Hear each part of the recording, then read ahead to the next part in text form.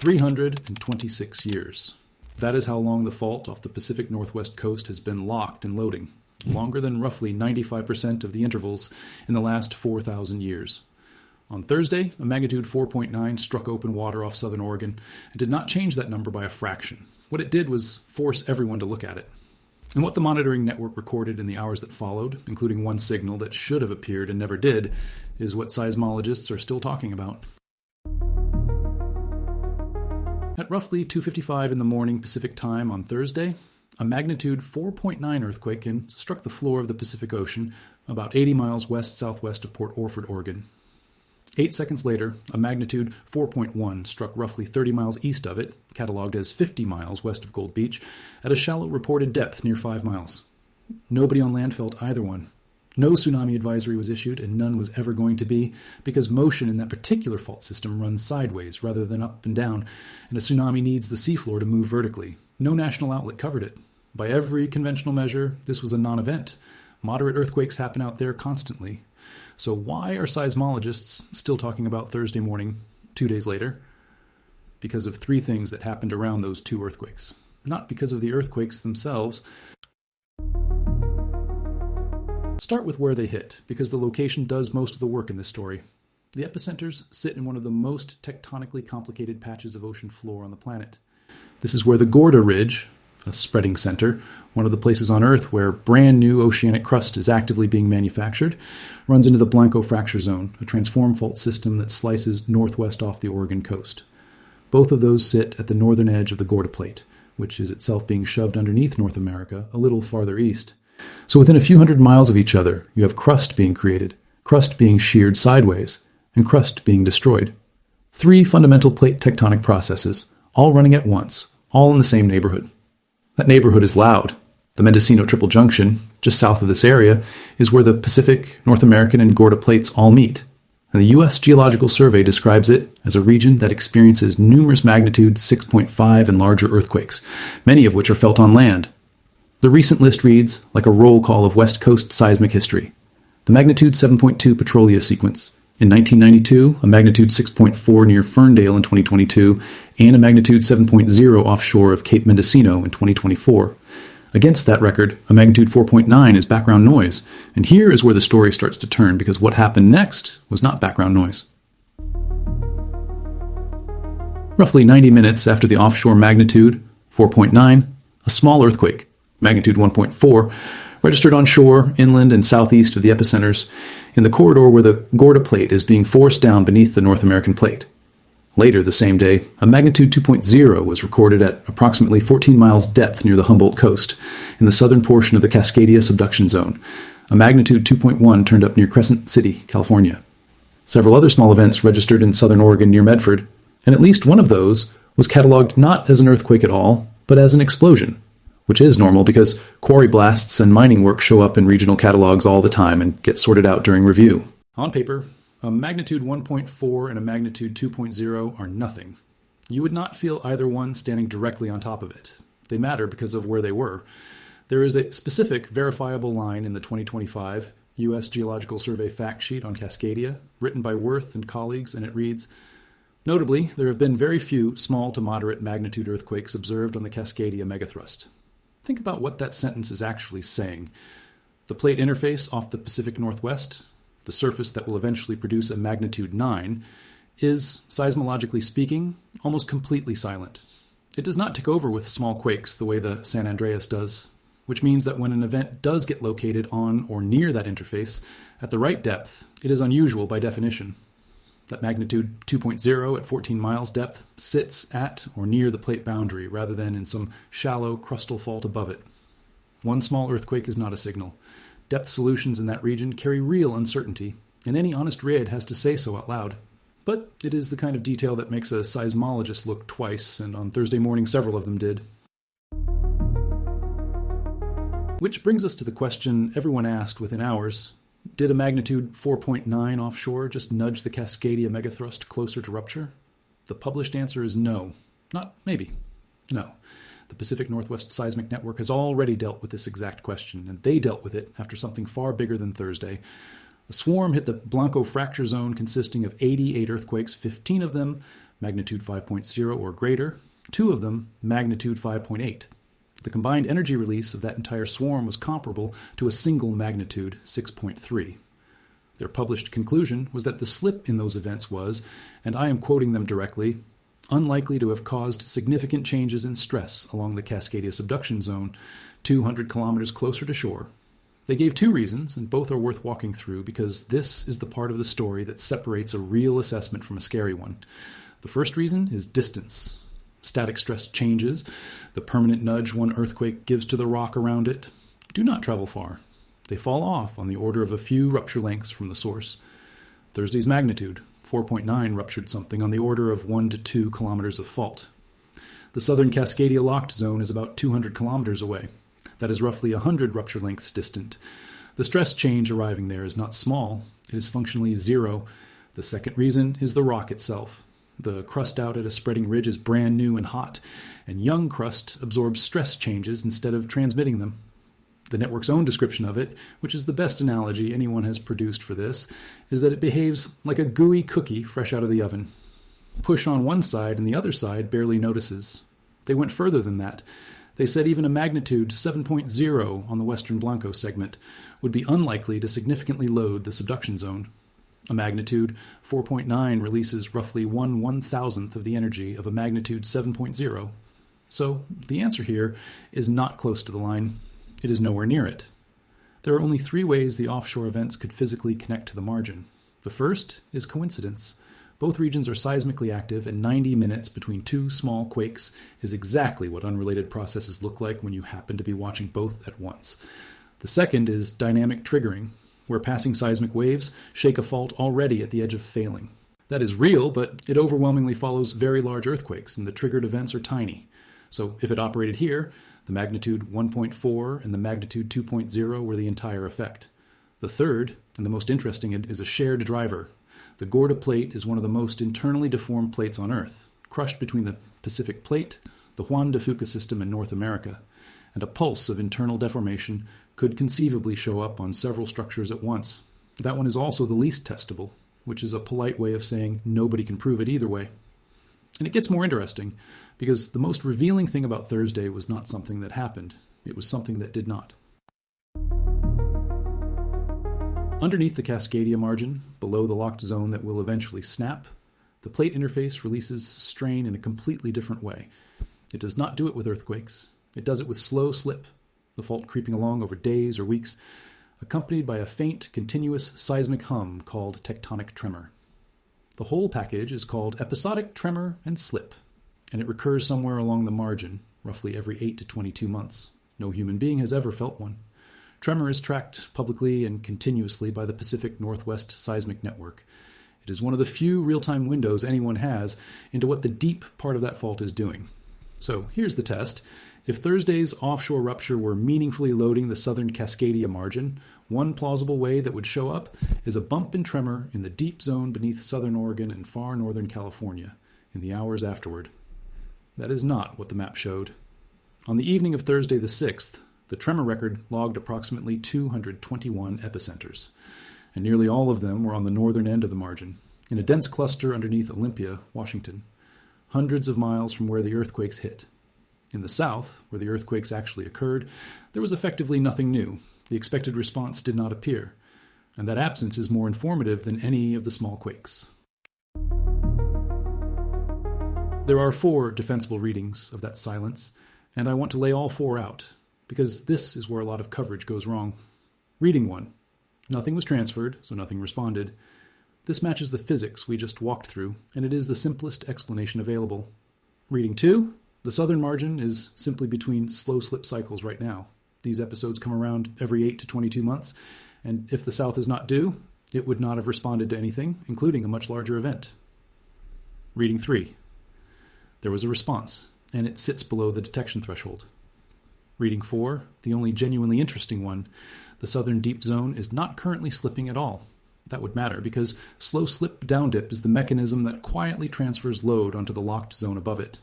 But it is also the least supported of the 4, and nobody serious is claiming it on one night of data. Here is the line that has to be held. Slow slip events have been observed to precede megathrust earthquakes in Japan and in Chile. That is genuinely true.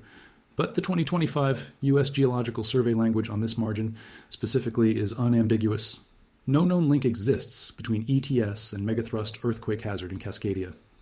Tremor is a strain gauge, not a countdown clock. It tells you the deep interface is moving, and therefore that the locked zone above it is being loaded. It does not tell you when. Anyone selling you a date off a tremor map is selling you false precision. There is one more piece of housekeeping the record demands. The seismic catalog for that stretch of ocean is incomplete below roughly magnitude 3, and not because anyone is hiding anything. The nearest instruments sit on land hundreds of kilometers east. Ground motion from smaller offshore earthquakes fades below background noise before it ever reaches them. The same problem shows up on rural land stations. Traces at Petrolia and Parkfield, California, recorded multiple discrete arrivals during the Thursday window that had not appeared in the published catalog in the same period, which is what review lag looks like in a thin network. So when anybody tells you how many earthquakes happened out there, what they are actually telling you is how many were detectable. And while we are clearing the table, the sun had nothing to do with any of this. Solar activity is at deep minimum levels, background flaring in the B-class range, solar wind crawling near 288 kilometers per second, and Northern California is having a multi-fault week anyway. For the record, the magnitude 9.1 Tohoku earthquake in 2011 also happened during a solar minimum. So the earthquake did not load the fault. What it did was put a camera on it for one morning. And the picture that came back is the actual story.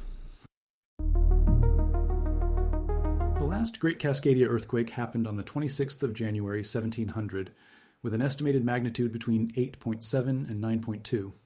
We know that date with startling precision for an event with no written North American record, and the way we know it is one of the better detective stories in the earth sciences. Tree ring death dates in the drowned coastal ghost forests, coastal subsidence layers showing the land dropping suddenly, offshore turbidites, underwater landslide deposits, laid down at the same moment, indigenous oral histories describing the night the ocean came in, and, decisively, written Japanese records of a tsunami that arrived on their coast with no local earthquake to explain it. They called it an orphan tsunami. Back calculating its travel time across the Pacific gave the Cascadia rupture a timestamp. That was 326 years and 6 months ago. Now hold that next to the recurrence numbers. At least 19 great earthquakes of magnitude 8 or larger have ruptured most of the Cascadia coastline in the past 10,000 years. Full margin magnitude 9 events are modeled at roughly a 500-year recurrence.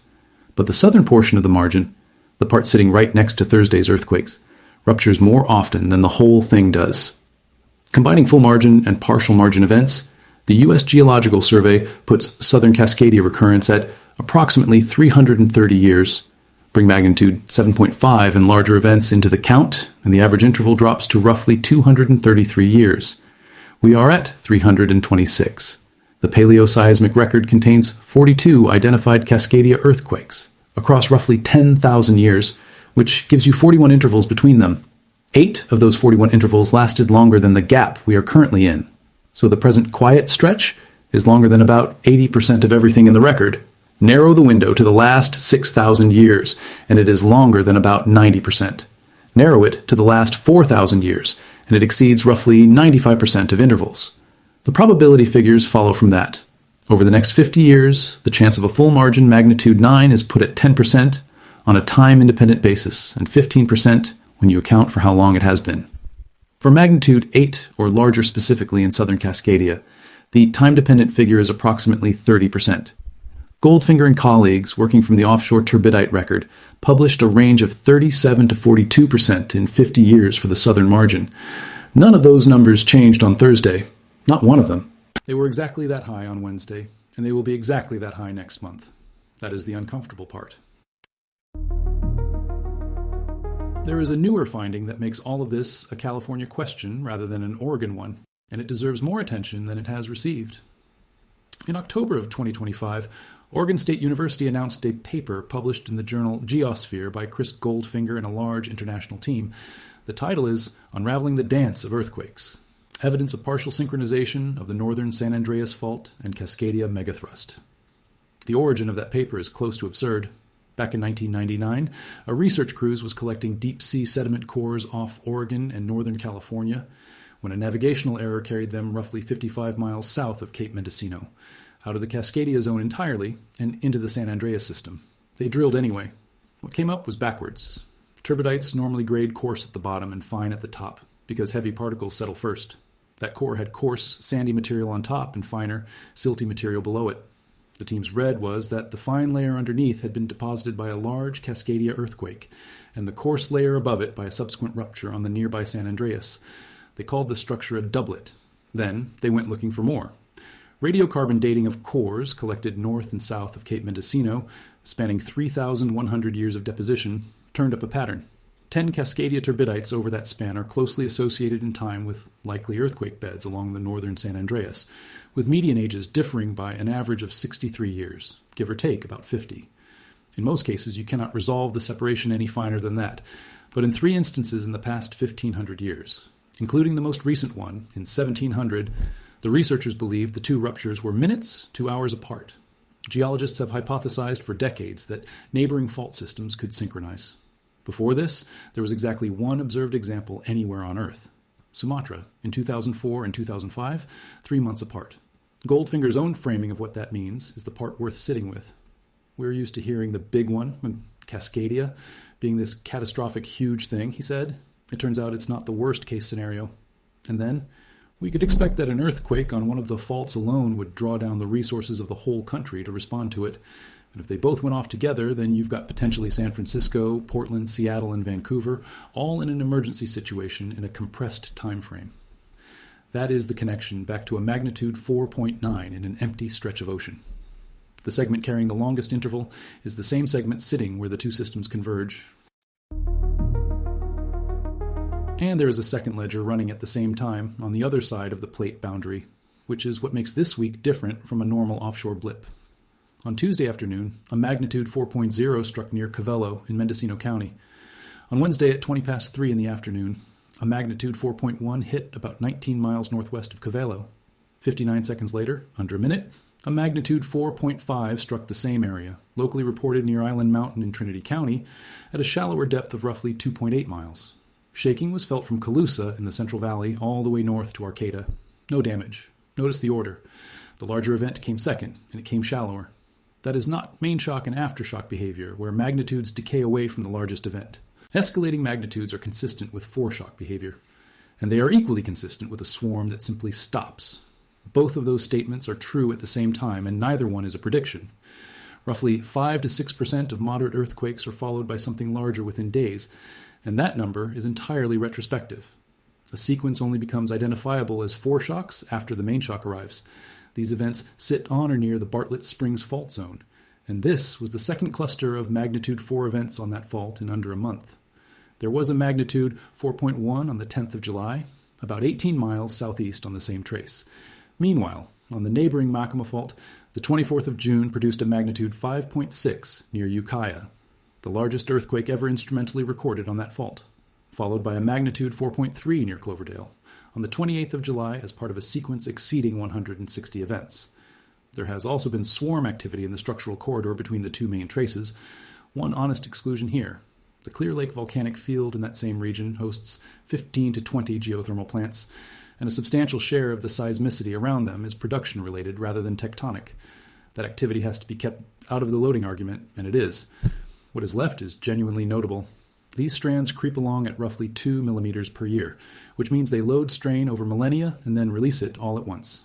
The Makoma is credited with maximum magnitude potential in the magnitude 7 to 7.5 range, and it runs south toward the Rogers Creek Fault, which connects to the Hayward, a linked system about 190 kilometers long, modeled to a maximum near magnitude 7.4.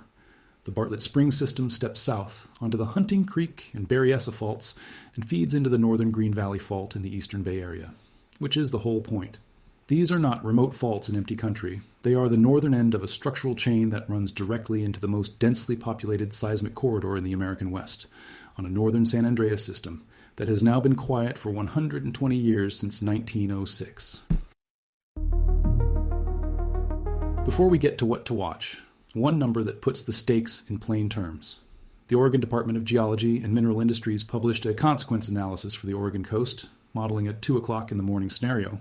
People at home, in hotels, in vacation rentals, and campgrounds, with lodging assumed fully occupied.